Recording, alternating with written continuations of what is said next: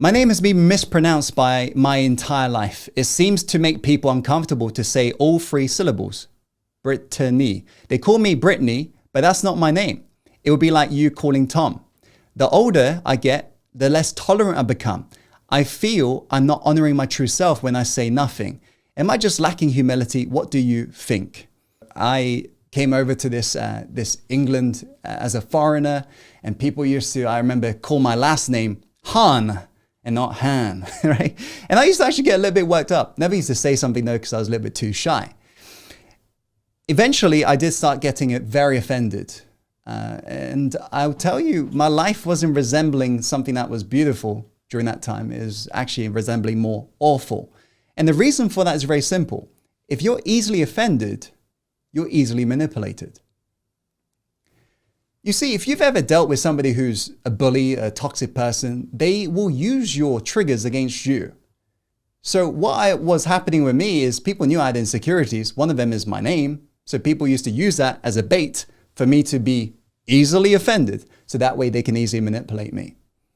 Meaning I was totally out of control without me even realizing.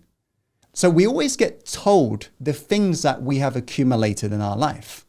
That's how we identify ourselves. True or true. Our name is not ours, it's been given to us. Our job is something we've selected. Our children, that's all choices we've made. Yes or no?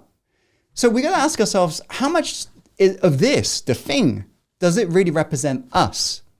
If all of this was to now fall away, are you still there? You bet. So the question is, who are you really? Because to identify, it means you're making it the same. Same as what? Same as you. And whatever you identify by can manipulate you. So imagine you identify with the country you're born, America, okay? And somebody's burning your country flag in front of you. Is there somebody in your country that would get very angry over that? Is there somebody in your country who will be like furious to see that in front of them?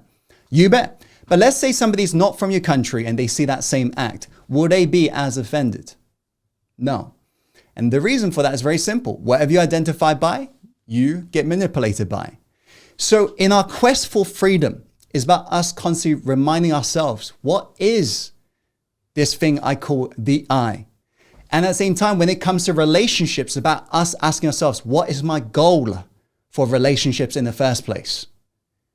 Because I want to imagine you're an archer and you step up with your bow and arrow in your hand and you're about to shoot.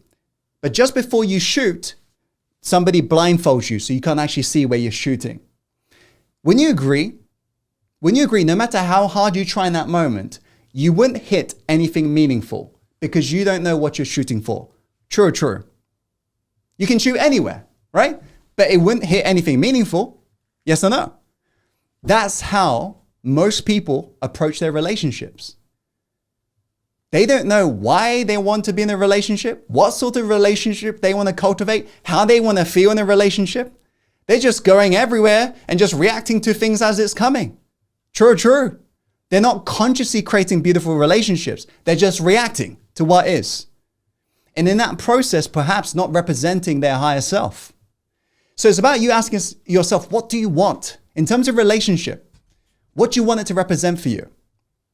If you want your relationship to be something whereby you're always right and you always correct people and people perhaps never get too close to you due to that reason, then continue what you're doing. There's nothing wrong with that. You consciously choose exactly what you want.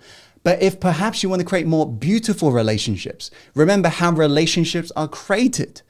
It's consciously, right? Then you can get to work ensuring the relationships reflect exactly what you value. So it's all about us consciously choosing what do we want our life to represent. That's a choice.